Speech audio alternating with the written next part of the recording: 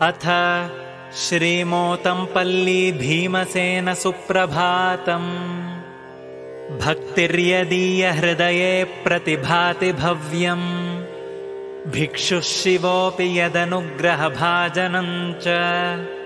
भुक्तिर्यदीय कृतिलोकनमात्रतः स्यात्, श्रीभीमसेन भवतात्तव सुप्रभातम्। भातं यदीय हृदये हरिदिव्यरूपम्, भातं यदीय वपुरुत्तमलक्षणैश्च।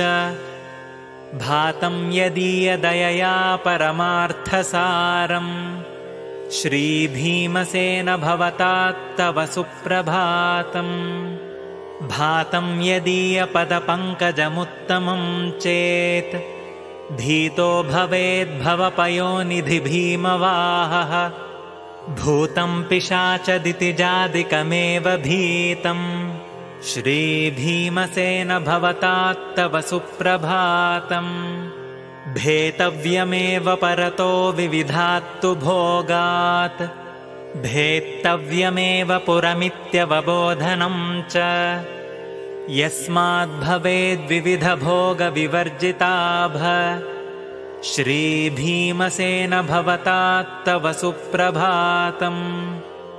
भीतिप्रदं कलिविषं पिबतोऽपि यस्य, भूतिप्रदस्य न भयं समभूद्धिवायोः।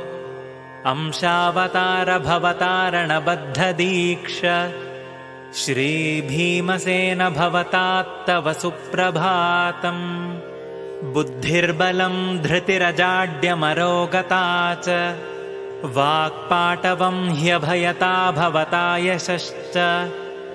सत्सङ्गतिर्यदनुसंस्मरणाद्भवन्ति, श्रीभीमसेन भवतात्तव सुप्रभातम्। श्रीवासुदेवसमलङ्कृतफालभाग, श्रीनारसिंहविलसद्धृदयारविन्द। श्रीवेङ्कटाद्रिहरिदिक्प्रतिहारसंस्थ, श्रीभीमसेन भवतात्तव सुप्रभातम्।